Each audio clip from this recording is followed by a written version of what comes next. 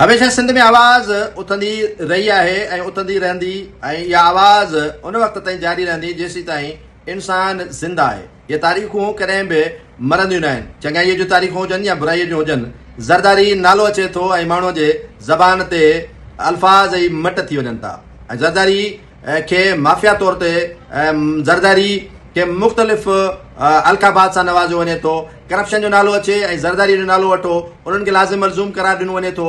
ज़रदारी चओ ऐं वरी करप्शन गॾु गॾु हलण जी ॻाल्हि कयो त माण्हुनि खां बेसाख़्ता खिल निकिरियो वञे। ऐं काफ़ी माण्हुनि जे सोच ऐं वहम ऐं गुमान में इहा ॻाल्हि ज़रूरु गर्दश करे थी त सिंध जे अंदरि अगरि को करप्शन जो नेटवर्क आहे त उहो ज़रदारी जो आहे।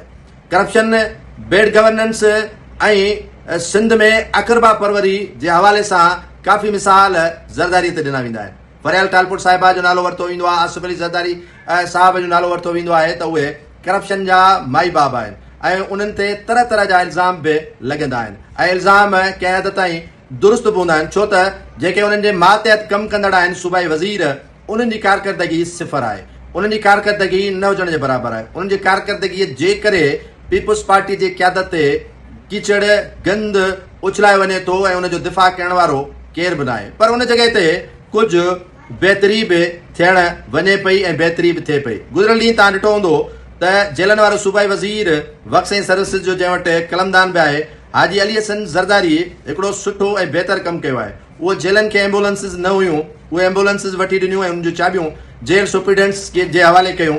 उन सां गॾोगॾु उन्हनि वटि मोबाइलूं कोन हुयूं ऐं उहे बि मोबाइलूं उन्हनि खे ॾिनियूं वयूं। पेट्रोलिंग करण जे लाइ उन्हनि खे तक़रीबन जेको आहे 125 मोटरसाइकिलियूं हुंडा जूं वठी ॾिनियूं आहिनि ऐं काफ़ी ॿियो बि सामान ऐं जेलनि जी तज़ीनो आराइश वारो सिलसिलो जारी रखियो आहे। ज़रदारी वॾो बि आहे पर नंढो ज़रदारी तव्हां पाण ॾिसो पिया त जाखोड़े पियो, जिदोजहद करे पियो त के माण्हू नेगेटिव सोचनि पिया त किन माण्हुनि जी सोच में पॉज़िटिव बि हुजणु खपे त के ज़रदारी सुठो कमु बि कनि पिया ऐं यकीनन उनजी का बि मजाल न आहे जेसीं ताईं उनखे वॾा हिदायतूं नथा ॾियनि या उन्हनि जे चवण ते कमु नथो करे।